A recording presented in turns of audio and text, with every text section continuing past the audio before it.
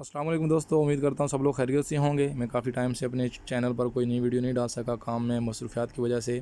But अभी recently एक भाई के कमेंट ने काफ़ी इंकरेज किया है। मेरी एक डीफाई या डेफी स्टेकिंग है उसके बारे में एक वीडियो थी, तो उन्होंने उस पर काफ़ी अच्छा और पॉजिटिव कमेंट दिया। उनको शायद वीडियो अच्छी लगी, तो उसी चीज़ें मुझे इंकरेज किया और आज फिर मैं नई वीडियो बना रहा हूँ। उम्मीद करता हूँ कि आप लोगों को वीडियो पसंद आएगी और समझ आएगी। बेसिकली कोई भी वीडियो बनाने का कंसेप्ट या जो बेसिक आइडिया वो यही है कि आदमी लोगों को समझ आए आप क्या एक्सप्लेन कर रहे हैं या क्या बोल रहे हैं, आदमी लोगों को समझ आए। तो मैं कोशिश करूँगा सिंपल रखूँ और कम कम टाइम लेकर इसको एक्सप्लेन करूँ। आज हम बात करेंगे लिक्विडिटी फार्मिंग की, कि लिक्विडिटी क्या होता है। बेसिकली लिक्विडिटी को समझने के लिए आप लोग ऐसे बोल सकते हैं कि एक रिज़र्व्स है या बैकअप प्लान है या बैकअप मनी है, सही है।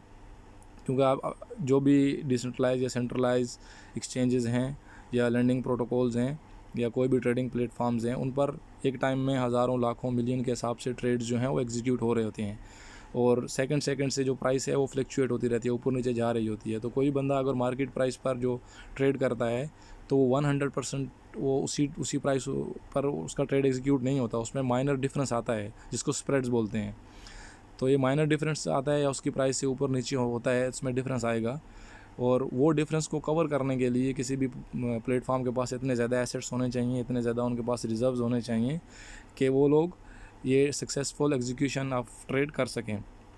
तो जब प्रोटोकॉल्स के पास, प्लेटफॉर्म्स के पास या एक्सचेंजेस हैं उनके पास खुद के इतने ज़्यादा रिजर्व्स नहीं होते, क्योंकि ज़ाहिर बात है अगर कोई प्लेटफॉर्म है उस पर थाउजेंड्स या लाखों के हिसाब से या मिलियंस के हिसाब से ट्रेड जो हैं वो एट अ टाइम एग्जीक्यूट हो रहे हों, तो उन लोगों को काफ़ी ज़्यादा बैकअप या काफ़ी ज़्यादा रिजर्व मनी या काफ़ी ज़्यादा उन लोगों को लिक्विडिटी चाहिए होती है। लिक्विडिटी एक्चुअली हेल्प करती है किसी भी ट्रेड को सक्सेसफुली एग्जीक्यूट होने में, जो स्प्रेड्स आते हैं उसको कवर करने में।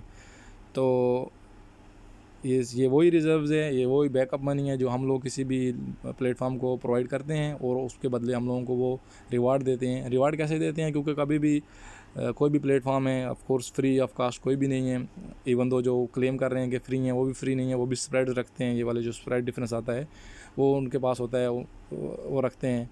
और सेकेंडली जितने भी एक्सचेंजेस हैं उन लोगों को 0.1, 0.2, 0.3, 0.5 या 1% या जितनी भी एक फ़िक्स फ़ी रहती है किसी भी एक्सचेंज की, तो हम लोगों को फ़ी भी चार्ज कर रहे होते हैं। बट वो फ़ी मिलती है उन लोगों को ट्रेड एग्जीक्यूट होने के बाद, ट्रेड सक्सेसफुल होने के बाद। अभी मैंने BNB बाई किया, तो बाई होने के बाद मुझे जो ट्रेड मतलब बाई होने के बाद ड्यूरिंग द जो ट्रेड एग्जीक्यूशन हो रहा है उसके टाइम में उन लोगों को फ़ी मिलेगा, उन लोगों को फ़ी मिलेगी।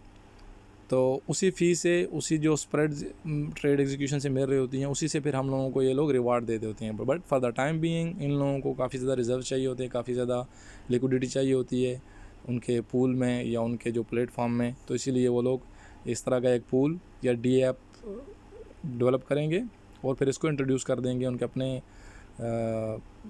पेज पर, उनके अपनी एक्सचेंज पर और दीगर एक्सचेंज पर भी कोलैबोरेशन के थ्रू वो लोग इसको इंट्रोड्यूस कर देंगे। इन्वेस्टर अपने पैसे इन्वेस्ट करेंगे, उधर स्टेक करेंगे। उनके पैसे स्टेक करने से क्या होगा कि जो एक्सचेंज है, जो प्लेटफॉर्म है, उनकी सक्सेसफुल ट्रेड्स हो रही हैं, जो स्प्रेड्स आ रही हैं, आस्क एंड बिड में जो डिफरेंस आ रहा है, वो डिफरेंस को कवर करने के लिए पैसा यूज़ होगा। और सक्सेसफुल ट्रेडिंग के बाद जितना भी प्रॉफिट एक्सचेंज को मिल रहा है, उसी प्रॉफिट से वो लोग फिर हम लोगों को एज अ रिवार्ड कुछ रिटर्न दे देंगे। और इसकी API जो है वो ऊपर नीचे हमेशा होती रहती है। कोई भी जो स्टेकिंग है, इवन जो लिक्विडिटी है, ये सब जो APR है वो फ्लक्चुएट होती रहती है, मोस्टली नीचे ही आती है, क्योंकि जब न्यूली इंट्रोड्यूस होता है तो APR काफ़ी ज़्यादा हाई रखते हैं। और काफ़ी ज़्यादा हाई रखने का मकसद ये रहता है कि ज़्यादा से ज़्यादा इन्वेस्टर्स को वो लोग अट्रैक्ट कर सकें, ज़्यादा से ज़्यादा आदमी लोगों को वो लोग इनकरेज कर सकें उधर स्टेक करने का या उधर लिक्विडिटी फार्मिंग करने के लिए।